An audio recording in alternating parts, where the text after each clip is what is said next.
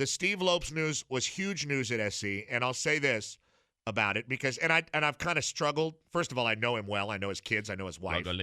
But I've kind of struggled with it because I don't know how many people know who Steve Lopes is, and if it matters, it's kind of like, you know who the AD is, and the people under that. I mean, how much do we bother our listeners about it? But here's the interesting thing about it, just to think about. Steve Lopes, Ron Orr, and Jacobson, the guys that were fired yesterday by USC. USC, with Steve Lopes as the CFO, had the sanctions in the Pete Carroll era go down under Mike Garrett, and he did all the stuff for Mike Garrett along with Darryl Gross. He was intimately involved in the hiring of Lane Kiffin, intimately involved in how Lane Kiffin was fired. It was Lopes that waved him off the bus. And fired him on a tarmac. And a tarmac, instead of in the office the next day. Exactly. So it was that. He was intimately involved in not giving the job to Ed Ogeron, intimately involved in hiring Steve Sarkisian over Chris Peterson, intimately involved in enabling Pat Hayden, and intimately involved in the choosing and re-upping twice of Clay Helton. And that's not why he was fired. And Lynn Swann, I would assume? Yeah, Lynn Swann. And that's not why he was fired. He was fired because of his connection to the admission scandal with the Lori Loughlin, the Giannulli, Donna Heinel, all the names you've heard over the last year that this story has been out there. That's why Steve Lopes got fired. Not for the ineptitude of the last 20 years or 30 years in the USC athletic department, where he started as a strength coach. And there is some kind of shrine to him somewhere. But he got fired because of the admission scandal. And now I know who's going to be the actual athletic director at USC. That's the crazy thing. Because Lopes, especially when Darryl Gross left, if you care about USC structure, he was the AD. He was the AD. Now, maybe Wayne Hughes told Pat Hayden to fire Lane Kiffin on the tarmac, but it's Lopes that went and had to go pull him off. He's their guy.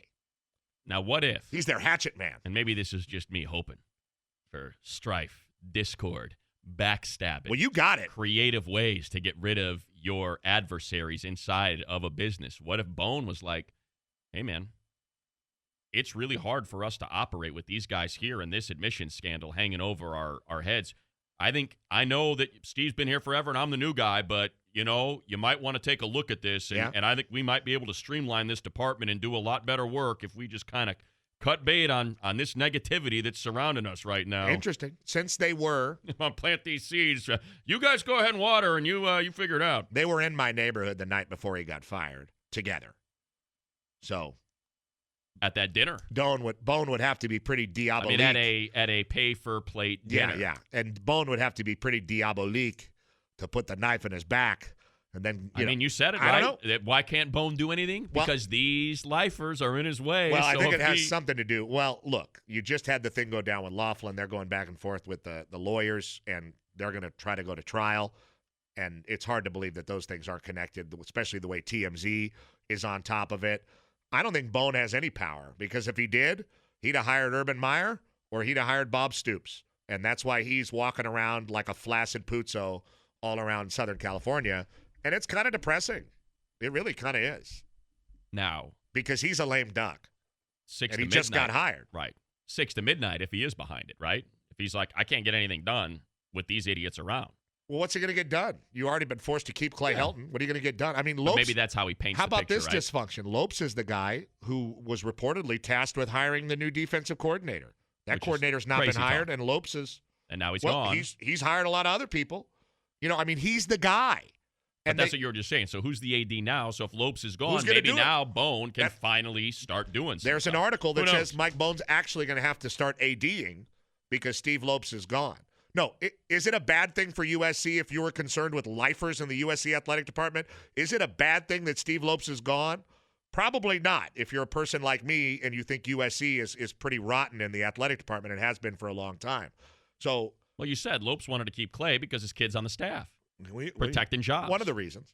So, or protecting his own job. Before he might have wanted to keep him because his kid was playing for Clay. Or to keep his own job. Like, hey, this dude ain't Urban Meyer and some high-power guy that's going to sweep me out of here because he's like, who the hell are these people? Lopes likes Clay because he can control Clay. The same reason the board likes Clay. The same reason Carol Folt likes Clay. The same reason Tim Tessalone likes Clay. The same reason Ron Orr, who was also fired, likes Clay. And people that are still there.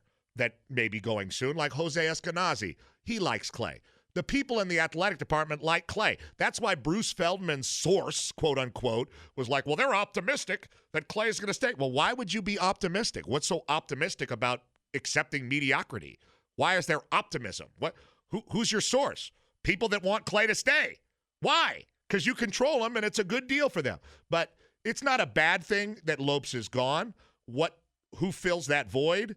That's the question you're asking. Yeah. And I think it's a great question. I have absolutely no idea. But if you're somebody that thinks, these lifers at USC needed to move on like 10 years ago, then you're probably pretty happy. I'm just saying, like, if it's with this move. If it's Stoops or if it's Peterson or if it's Urban Meyer, someone they who would has have cleaned the whole thing out that's years what I mean. ago. Oh, man, And that's exactly. That's what I'm saying. So now that these guys are gone, maybe it's, okay, now we can bring in a legitimate head coach who has run a championship caliber program. Well, and these idiots can't get in the way because they're worried they're going to get blown out. Well, now you still have your problem with the people. There's still lifers left in the athletic department. Your boss is still the president who ordered you to keep Clay Helton and wouldn't let you hire Stoops. So I don't know. If I was Mike Bohn, I'd have resigned. From what I hear about what they wouldn't let him do, I would have resigned. And it's very interesting because why pay Mike Bohn millions of dollars just to keep Clay Helton? You could have done that with Steve Lopes, just made him the AD. Why? Right? Right. And he would have kept Clay Helton, unless you knew you had to fire Save him yourself a couple $1 million over the admission scandal.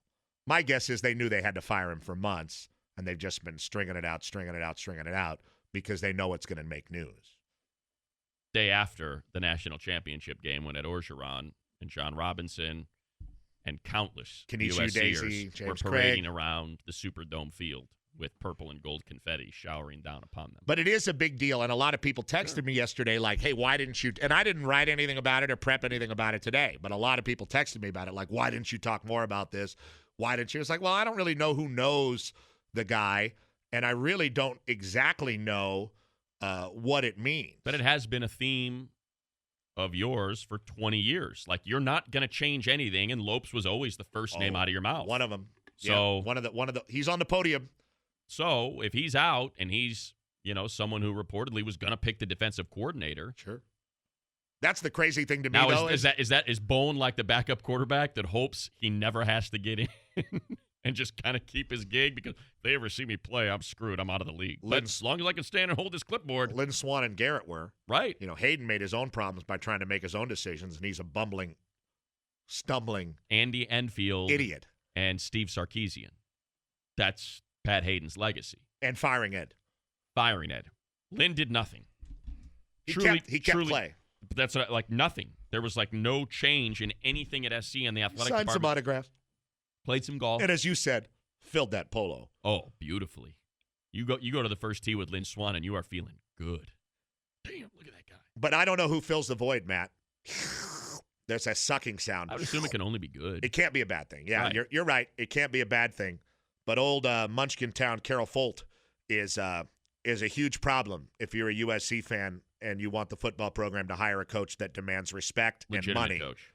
And demands a good staff and demands